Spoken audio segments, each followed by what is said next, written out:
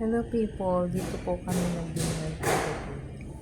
Yan guys, first time namin dito kumain. Okay, madam. It's like a bed. Pero hindi ko sure kung nakakain na siya dito. Pero lagi kami nandito, pero first time ko lang kumain dito sa restaurant ko.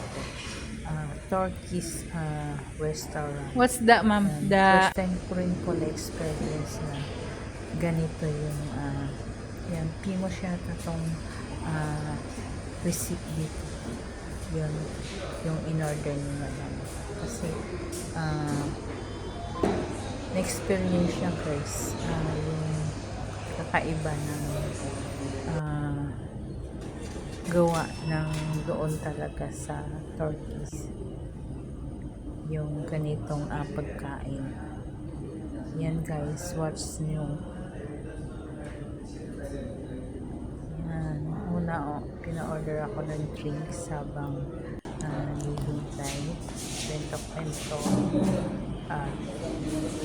Pagdating ng malapit na lalabas yung sa kanya question, umorder na po si madam ng receipt. Yan guys, grabe, na-amaze ako dito sa in-order niya. First time ko kasi nakitang ganito.